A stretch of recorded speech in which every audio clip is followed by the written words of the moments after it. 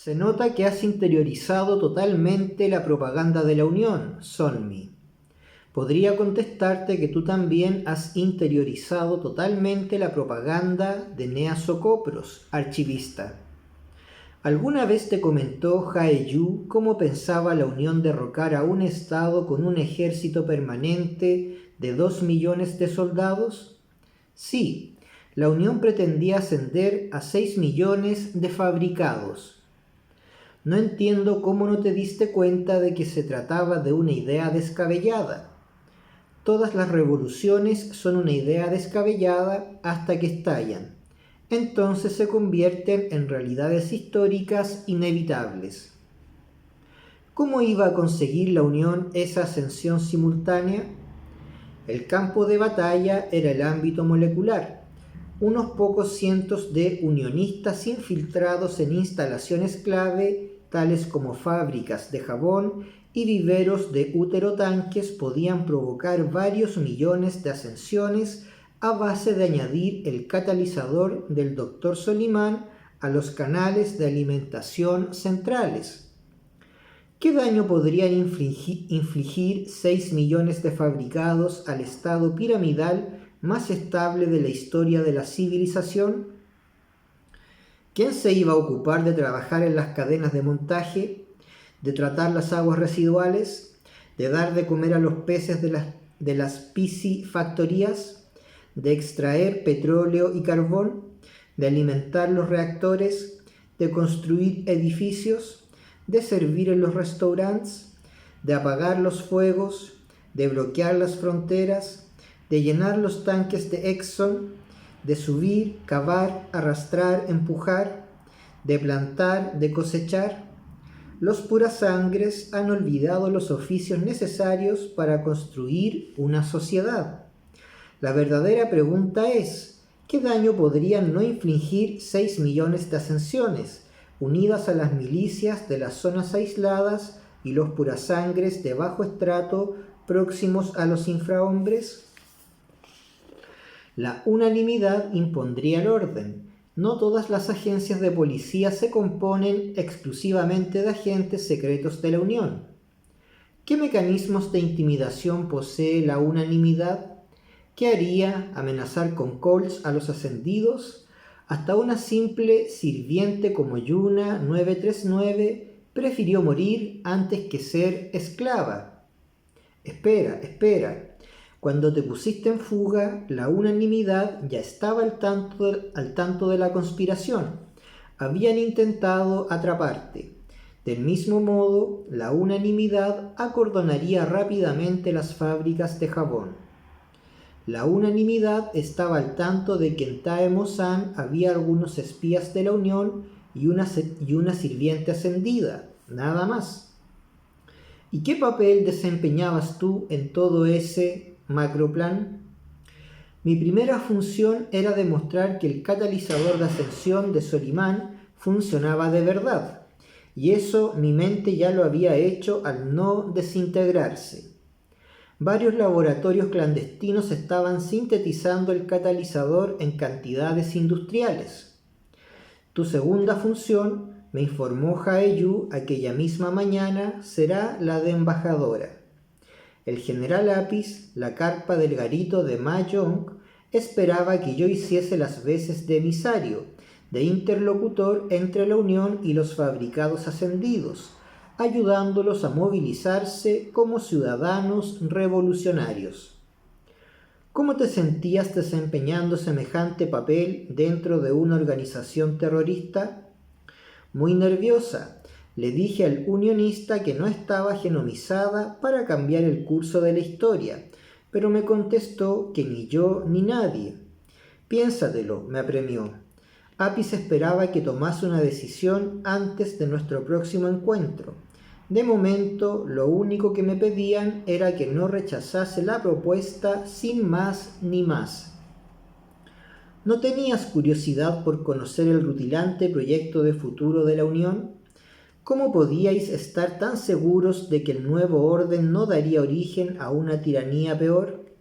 Piensa en los bolcheviques, en los saudíes, en las revoluciones pentecostales de Norteamérica. Cuando hace falta introducir un gran cambio, lo mejor es adoptar un programa de reformas paulatinas, de pasos calculados. Para ser un archivista del octavo estrato, tienes una base cultural bastante amplia. ¿Te has encontrado con esta máxima en el curso de tus lecturas sobre comienzos del siglo XX? ¿No se puede cruzar un abismo con 2 pasos? Dejémoslo estar. No vamos a llegar a ninguna parte. Sigue hablándome del viaje, Sonmi. Llegamos a la llanura de Suanbo en torno a la hora 11, por carreteras secundarias. Los agropulverizadores formaban nubes amarillas de fertilizante que ocultaban el horizonte. Haeyu tenía miedo de que nos localizase algún ojosat, así que cogimos la pista de tierra de una plantación de la Arbocorp. Había llovido por la noche y la pista estaba plagada de charcos. Avanzábamos lentamente, pero no nos cruzamos con ningún vehículo. Los híbridos de pino y árbol del caucho estaban plantados en hileras perfectas. Parecía que estábamos parados y que era el bosque el que desfilaba dejándonos atrás, un regimiento de millones de árboles. Solo me bajé del Ford una vez, cuando Haeyu paró para llenar el depósito con una lata de Exxon.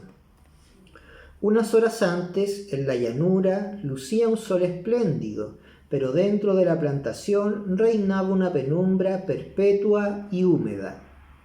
El único sonido era el rumor estéril del viento entre las agujas despuntadas. Los árboles, carentes de polen, estaban genomizados para repeler a pájaros e insectos. El aire estancado apestaba a insecticida. El bosque desapareció con la misma rapidez con que había aparecido. El terreno se volvió más accidentado. La pista viró hacia el este, dejando la sierra de Huaraxán al sur. Al norte se extendía el lago Chungyu. Ahora lo que apestaba era el lago, me explicó Haeyu, vertidos residuales de las salmofactorías.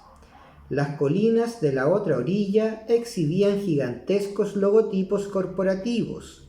Una estatua en malaquita del profeta Malthus vigilaba un páramo. Pasamos por debajo de la superpista Chungyu Taegu Pusan. Haeyu dijo que si la hubiésemos cogido, en 2 horas nos habríamos plantado en Pusan, pero más valía ser precavidos y seguir con pies de plomo.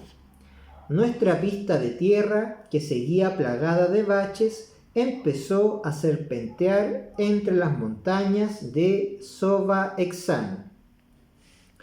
Haeyu-in no quería llegar a Busan el mismo día. No, a eso de la hora 17 escondió el Ford en un almacén de madera abandonado y echamos a andar por un sendero de montaña. Fue una experiencia emocionante, igual que cuando salía a la conurbación. Formaciones calcáreas que rezumaban líquenes, cervales y mostajos que crecían en las grietas. La brisa olía a polen y savia. Las nubes se deslizaban. Polillas otrora genomizadas nos revoloteaban alrededor de la cabeza como electrones. Los logotipos de las alas habían mutado generación tras generación, dando lugar a un silabario fortuito.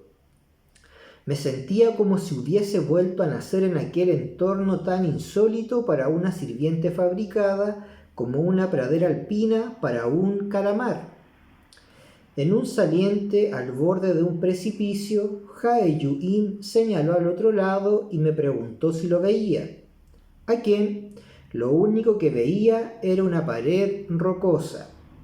Fíjate bien, me ordenó el unionista, y vi surgir de la roca las facciones talladas de un gigante sentado en la posición de loto. Tenía una mano levantada en un grácil gesto cargado de significado. La furia de los elementos y de los proyectiles había hecho estragos en las facciones, pero, observándolo en conjunto, aún se distinguían los contornos. ¿A quién me recordaba el enorme relieve? Tardé unos segundos en percatarme. Era Timothy Cavendish. A Hae-yu mi observación le pareció muy graciosa. Durante mucho tiempo había pensado que el gigante debía de haber sido un ilustre demócrata de la antigüedad o un rey bandido con delirios de grandeza. Lo cierto, sin embargo, era que los preconsumidores lo veneraban como un dios que ofrecía la salvación del ciclo eterno de nacimiento y renacimiento. A decir verdad, aquel gigante azotado por los elementos y procedente de otra época todavía irradiaba un halo de divinidad. Solo lo inanimado puede resultar tan vivo. La abadesa, prosiguió Hae-yu, no tardaría en explicármelo mejor. Me imagino que la Excavacorp terminará destruyéndolo cuando empiece a explotar aquellas montañas. ¿Cuál era el motivo de esa excursión en mitad de la nada? La nada también es un lugar. Apenas pasamos la cresta, aparecimos en un pequeño campo de cultivo situado en medio de un claro, con colada puesta a secar en los arbustos, huertos parcelados, un rudimentario sistema de regadío con caños de bambú, un cementerio. Oí el rumor de una catarata. Hae-yu me condujo por una angosta hendidura hasta un patio cercado de edificios decorados como jamás había visto. Una explosión muy reciente había abierto boquetes en él enlosado, hecho trizas las maderas y derrumbado una techumbre de tejas. Una pagoda se había venido abajo, víctima de un tifón, y había caído encima de su gemela. Esta todavía se mantenía en pie, más sujeta por la hiedra que por los clavos.